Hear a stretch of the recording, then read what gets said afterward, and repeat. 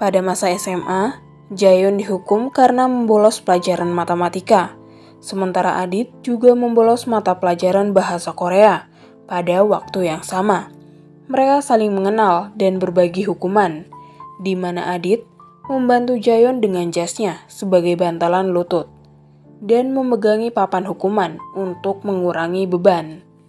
Tiba-tiba, Haeyoung muncul dengan pakaian yang sangat tidak pantas untuk datang ke sekolah dan menemui wali kelas Jaehyun. Jaehyun marah melihat kakaknya berpakaian seperti itu, dan Adit bingung dengan reaksinya. Jaehyun menjelaskan bahwa Haeyoung adalah anak dari ibu asuhnya, dan dia tinggal di rumah asuh. Adit merasa lega mengetahui Haeyoung bukan kakak kandung Jaehyun.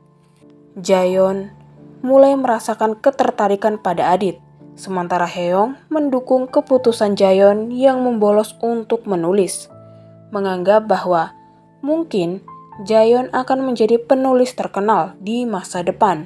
Jaehyun merasa terharu dengan dukungan tersebut. Setelah pertemuan mereka di lokasi pernikahan, Adit dan Jaehyun pergi ke kedai. Di sana, Adit baru menyadari bahwa mahasiswi yang tampak gila itu adalah manajer Son Haeyoung. Adit kemudian bertanya tentang pekerjaan Jaehyun saat ini dan apakah Jaehyun masih menulis cerita anak-anak. Jaehyun menjawab bahwa ia kini menulis cerita dewasa, namun merasa malu membicarakannya. Saat menerima telepon dari CEO-nya Gi-hun, Adit berpamitan dan memberikan kartu namanya agar Jaehyun bisa menghubunginya lagi. Jaehyun tampak senang, apalagi karena Adit dan Haeyoung bekerja di kantor yang sama. Sementara itu, Ji-uk berusaha melepas banyak sekali jepit rambut. Haeyoung menyuruh Ji-uk mandi terlebih dahulu, karena ia tahu bahwa proses tersebut akan memakan waktu lama jika dilakukan belakangan. Ji-uk yang tampak bingung karena ini adalah pengalaman pertamanya menginap di hotel, digoda oleh Haeyoung. Haeyoung menggoda Ji-uk, yang ternyata masih polos dan belum pernah berpacaran. Sementara Haeyoung sudah lebih berpengalaman. Ji-uk kemudian membahas tentang ciuman mereka di pesta pernikahan, di mana mereka diminta untuk berciuman. Haeyoung merasa tegang dan terus menggoda Ji-uk, mengatakan bahwa mereka tidak serasi karena Ji-uk belum berpengalaman. Meskipun begitu, tidak terjadi apa-apa malam itu karena Ji-uk masih belum siap untuk melangkah lebih jauh. Gi-hun menceritakan kepada Adit bahwa ia sampai harus pergi ke rumah sakit karena merasa terganggu setelah meninggalkan komentar buruk. Meskipun Gi-hun sendiri yang menulis komentar tersebut, ia merasa mentalnya terganggu. Ia menganggap komentar tersebut sangat tidak pantas dan benar-benar jahat, terutama karena novel dewasa yang dikritiknya sangat tidak bermoral dan menjijikan. Gi-hun merasa kesal dengan penulis novel tersebut, terutama karena ibunya bisa tertarik dengan karya itu. Ia bahkan berpikir bahwa Adit yang dimaksud dalam novel tersebut adalah sekretarisnya. Di hotel, Haeyoung dan Ji-uk sibuk menghitung uang dari pernikahan mereka. Haeyoung penasaran tentang seseorang yang tinggal di Kanada, dan Ji-uk menjelaskan bahwa orang tersebut adalah ibu kandungnya, putri dari neneknya. Ji-uk menyatakan bahwa sebenarnya ia tidak ingin pergi ke Kanada karena pesan dari neneknya untuk menjaga privasi ibunya. Karena itu, hingga saat ini Ji-uk tetap menjaga jarak agar tidak mengganggu kehidupan keluarga ibunya. Sementara itu, Jaehyun yang sedang melanjutkan naskah novelnya menerima kabar dari bosnya bahwa ada seseorang yang meninggalkan komentar negatif di setiap episode novelnya. Biasanya, Jaehyun tidak pernah merasa tersinggung oleh komentar buruk. Namun, setelah melihat komentar yang ditulis oleh Gi-hun, ia merasa sangat sakit hati. Keesokan harinya, Heong pergi ke bandara untuk menyetorkan semua uang ke mesin setor tunai dan berpamitan untuk liburan menggunakan cuti bulan madunya. Saat itu, Heong memberikan amplop berisi bayaran kepada Ji-uk. Namun, Ji-uk menolak. Sebelum berpisah, Heong sempat memberi semangat kepada Ji-uk, mengatakan bahwa meskipun neneknya selalu memprioritaskan ibunya, tapi Ji-uk adalah prioritas Heong. Heong menekankan bahwa Ji-uk harus hidup sesuai dengan keinginannya. Kemudian, keduanya pergi berlibur masing-masing. Di pesawat, Heong menemukan sebuah amplop di dalam tasnya yang berisi uang dan surat dari Ji-uk. Surat itu berisi ucapan selamat atas pernikahannya dan pesan bahwa meskipun pernikahan mereka mungkin tidak sempurna atau hanya pernikahan sementara, kebahagiaan sejati masih bisa ditemukan. Ji-uk menegaskan bahwa setiap orang berhak memilih demi kebahagiaan mereka, dan jika pernikahan ini membuat Heong menemukan kebahagiaan sejati, maka itu sudah cukup. Ia berharap Heong menemukan keberuntungan dalam semua pilihannya. Ternyata, hari itu adalah kali terakhir Heong melihat Ji-uk. 3 bulan kemudian, Colby Education mengadakan anugerah untuk pemenang kontes ide masa depan cerah. Meskipun Woo-jae menerima gelar anugerah unggulan atas ide yang ia curi dari Heong, Heong tetap berhasil meraih kemenangan utama dengan ide barunya, bukan ide yang dicuri oleh Woo-jae. Sementara itu, Jaeyeon menandatangani kontrak untuk mengadaptasi novelnya menjadi audiobook, bekerja sama dengan seorang penulis naskah drama. Jaeyeon juga melaporkan seseorang yang meninggalkan komentar negatif di novelnya kepada pihak kepolisian. Hari itu, ayah Gi-hun datang ke kantor Gi-hun dengan marah besar karena Gi-hun dipanggil oleh pihak kepolisian terkait komentar buruk yang dibuatnya.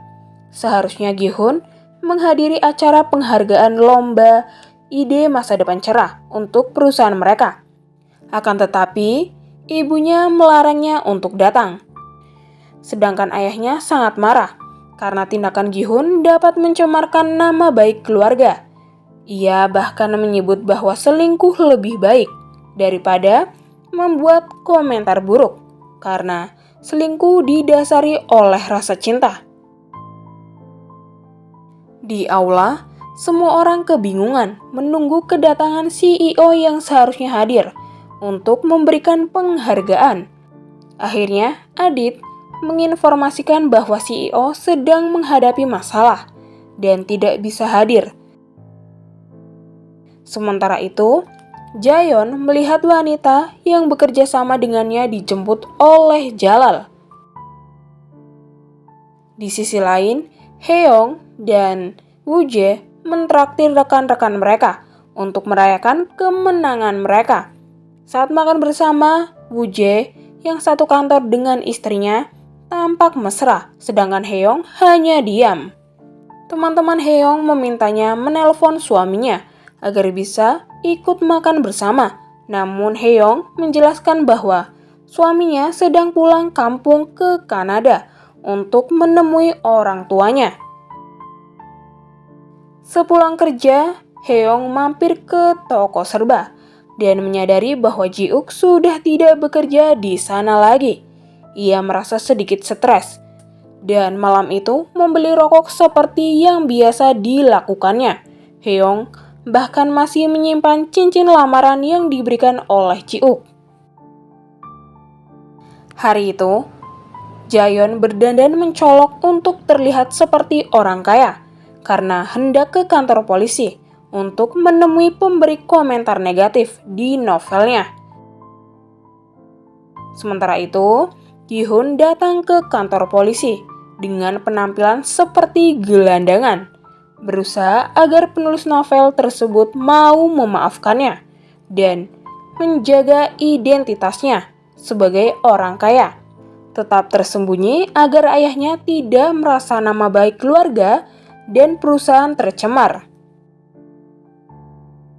Setelah keluar dari kantor polisi, Jaeon dengan sengaja menabrak Gi-hun untuk memberinya pelajaran. Namun justru Jaeon yang terpental dan jatuh.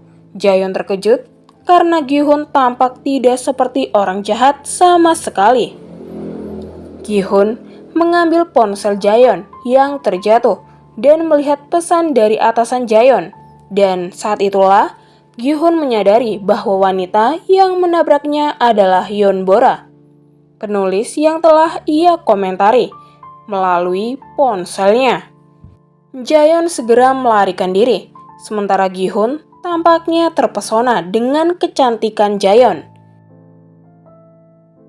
Haeyoung kemudian dihubungi untuk mengambil ponsel Jaeon yang terjatuh di depan kantor polisi. Dalam perjalanan, Haeyoung berpapasan dengan CEO-nya, Gi-hun, yang baru saja keluar dari kantor polisi setelah mengantarkan ponsel Jaeon yang terjatuh. Gi-hun memberikan ucapan selamat kepada Haeyoung atas kemenangan dalam penghargaan utama kontes internal kantor dan berharap dapat bekerja sama untuk membangun perusahaan di masa depan. Haeyoung kemudian menyerahkan ponsel milik Jaeon dan memberikan dukungan agar Jaeon tetap kuat menghadapi semua masalah yang ada. Jaeon cukup terkejut karena orang yang menulis komentar buruk ternyata tampak baik dari luar. Gi-hun yang sedang menulis surat permintaan maaf kembali teringat pada wajah Jaeon yang tampak sangat polos, namun ternyata adalah penulis novel dewasa. Hari itu, Adit pulang lebih awal dari kantor dengan alasan ingin bertemu seorang teman sekolah. Gi-hun yang merasa penasaran diam-diam mengikuti Adit keluar dari perusahaan dan terkejut saat melihat Jaeon berada di dekat sana. Sementara itu, Haeyoung yang baru kembali ke kantornya setelah mengambil pesanan makanan bertemu dengan kerumunan orang yang baru turun dari bus. Ternyata mereka adalah pegawai baru di perusahaan Kulbi Education. Di antara mereka, Haeyoung melihat Ji-uk berdiri dan mendekatinya. Ji-uk tersenyum dan berkata, "Aku merindukanmu, Haeyoung." Haeyoung sangat terkejut dan bingung harus berbuat apa, mengingat Ji-uk yang lama menghilang, kini tiba-tiba muncul di hadapannya.